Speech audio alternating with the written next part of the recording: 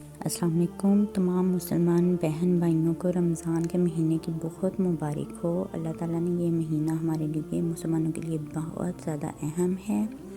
اے اللہ ہمیں رمضان کے لیے، یہ دعائے رمضان ہے، اللہ ہمیں رمضان کے لیے سلامت رکھنا اور اسے ہمارے لیے سلامتی بنا دینا اور اس کو ہم سے قبول کر لیجئے یہاں تک کہ رمضان ہم سے رخصت ہو، اور آپ ہمارے سب گناہ معاف کر دیں اور ہم پر رحم کر دیں اور آپ ہم سے درگزر کر دیں۔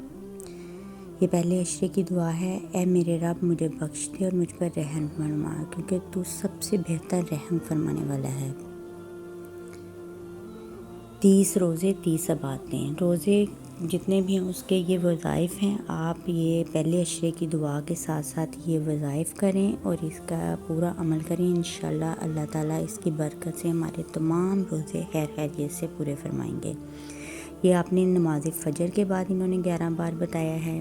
یہ پڑھنا ہے نماز ظہر کے بعد 101 بار یا حی یا قیوم پڑھنا ہے۔ نماز عصر کے بعد 21 بار پڑھنا ہے یا حی یا قیوم برحمتک استغیث، اور نماز مغرب کے بعد لا الہ الا انت سبحانک انی کنت من الظالمین۔ اور رات کو پڑھتے پڑھتے آپ نے یہ والا جو عمل بتا رہے ہیں یہ آپ نے کر کے سو جانا ہے۔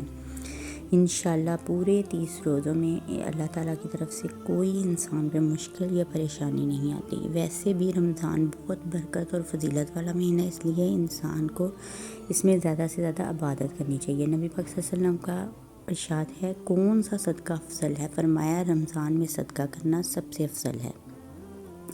نبی پاک صلی اللہ علیہ وسلم کا ارشاد ہے، اللہ تعالیٰ ہر افطار کے وقت کچھ لوگوں کو جہنم سے آزاد کرتا ہے، اور یہ رمضان کی ہر رات کو ہوتا ہے۔ یعنی کہ اس سے آپ آئیڈیا لگائیں کہ رمضان ہمارے لیے کتنی برکتیں لے کے آتا ہے کہ اللہ تعالیٰ ہمارے گناہ معاف فرما دیتے ہیں۔ نبی پاک صلی اللہ علیہ وسلم نے ارشاد فرمایا، جب تک روزہ دار کے پاس کھایا جاتا رہے اور اس کی ہڈیاں تسبیحاں پڑھتی ہیں اور اس کے لیے فرشتے استغفار کرتے ہیں۔ اتنا اہم درجہ ہے رمضان کا اللہ تعالیٰ کے نزدیک۔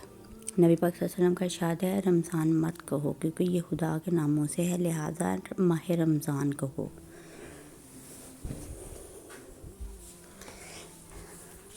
رمضان کے مہینے میں انسان کو زیادہ سے زیادہ عبادت کرنی چاہیے اور اللہ کے قریب ہونا چاہیے۔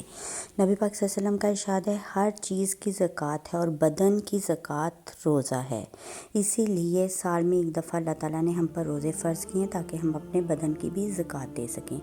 روزے کا بدلہ، نبی پاک صلی اللہ علیہ وسلم نے فرمایا ہے کہ اللہ فرماتے ہیں کہ انسان کا ہر عمل اس کی ذات کے لیے ہے سوائے روزے کے، کہ وہ کیونکہ خاص میرے لیے اور میں ہی اس کا بدلہ لوں گا۔ ہم جو بھی روزہ رکھتے ہیں اس کا بدلہ ہمیں اللہ تعالیٰ عطا فرمائیں گے۔